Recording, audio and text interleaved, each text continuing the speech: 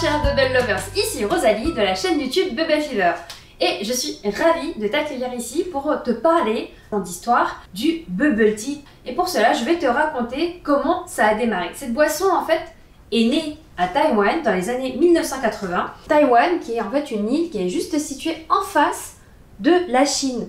On peut considérer que c'est un peu la Corse. La Corse chinoise. Et donc, il s'agissait de deux salons de thé qui étaient situés juste tous les deux à côté d'une école. Et l'un d'eux s'est dit, tiens, j'aimerais bien avoir en fait des plus jeunes clients qui viennent boire mon thé dans mon salon de thé. Comment je peux faire pour rajeunir ma clientèle? Et donc il s'est dit, tiens, pourquoi pas mélanger en fait son thé noir avec du lait, du sucre roux et de le frapper un peu avec des glaçons. Et donc ça ressemblait un petit peu au cacao du 4 heures et les gamins, ils ont survalidé. Et donc, d'après vous, le concurrent d'en face était d'accord ou pas? Ah non, il n'était pas d'accord forcément. Il a dit, non, moi aussi je veux riposter, il faut que je trouve un moyen d'attirer ses clients aussi chez moi. Et il a eu l'idée formidable, justement, d'utiliser la racine de manioc qui nous permettent en fait d'avoir de la farine de tapioca. Et donc pour fabriquer des perles de tapioca et qu'il a ajouté à la recette initiale de son concurrent. Donc, ce qui fait que tous les deux revendiquent la paternité du bubble tea, personne n'est d'accord, mais c'est comme ça que la boisson est devenue un carton et est devenue la boisson nationale de l'île de Taïwan.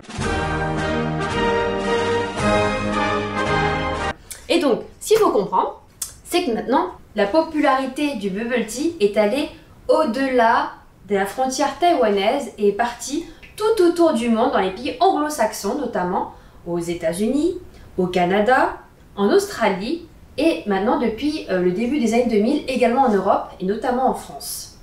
Bubble Fever est né en 2010 et on a été les premiers à promouvoir le bubble tea en France et aussi à vous proposer des kits pour faire des bubble tea chez vous. Donc comment expliquer cette popularité à travers le monde entier? Tout simplement parce que il faut déjà comprendre une chose, c'est que en Asie comme aux États-Unis, il y a une culture commune de la street food. La street food, c'est vraiment la cuisine de rue et il faut savoir que justement en Asie, le climat, notamment à Taïwan, est subtropical. Donc il fait particulièrement chaud. Et vous savez, quand tu vois, tu as ce temps qui te pèse ou tu as tellement chaud que tu n'as plus faim, mais tu as en même temps très soif et tu sais pas comment, quoi choisir, quoi manger. Et typiquement, le bubble tea, il est parfait parce qu'il répond totalement à ce besoin-là.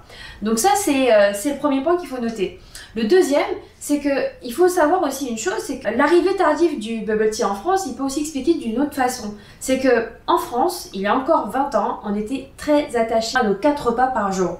Et en moyenne, d'après une étude Ipsos, on consacrait en moyenne 40 minutes à chacun de nos repas en termes de temps moyen. Maintenant, la réalité, c'est que là, avec la nouvelle étude, on s'aperçoit qu'elle a drastiquement basculé sur les 20 minutes. Donc 20 minutes et ça touche tout le monde, que tu sois un étudiant, que tu sois une mère au foyer ou un président ou un actif cadre. La réalité, c'est que tu as de moins en moins de temps pour manger. Alors, attention, la seule différence pour les Français, c'est que, ok, j'ai peut-être moins de temps pour manger, mais attention, je continuerai toujours à bien manger même si j'ai moins de temps.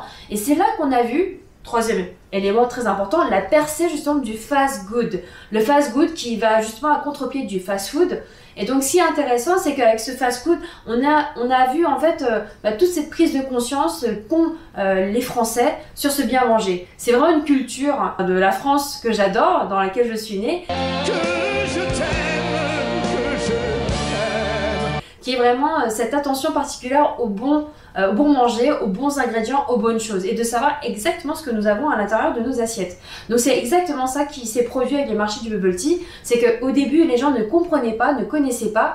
Donc moi j'ai toujours été passionnée de bouffe et à partir du moment où j'ai commencé à creuser un petit peu plus en fait ce qu'il y avait à l'intérieur de ce produit, je me suis dit mais c'est juste formidable, c'est vraiment une boisson qui a énormément de vertus.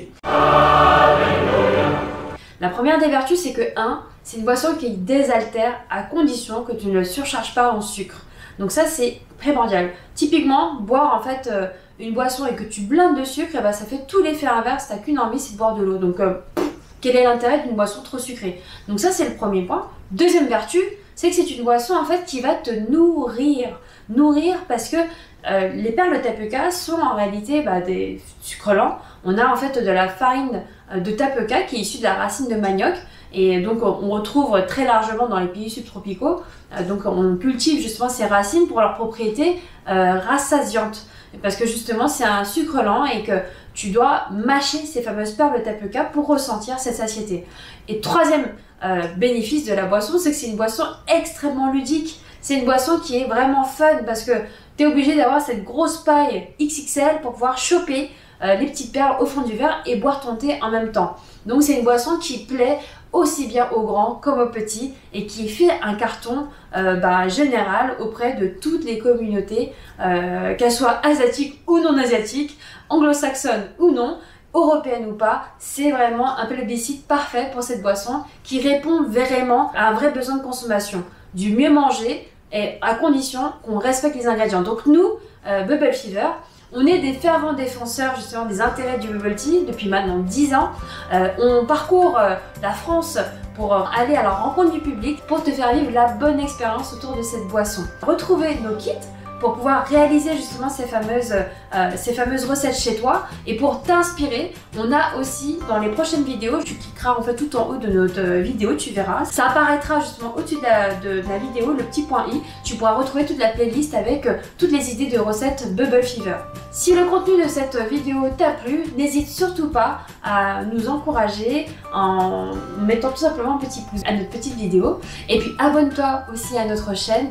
Je t'invite également à nous suivre sur nos réseaux sociaux, Facebook et Instagram. Ciao ciao, salut!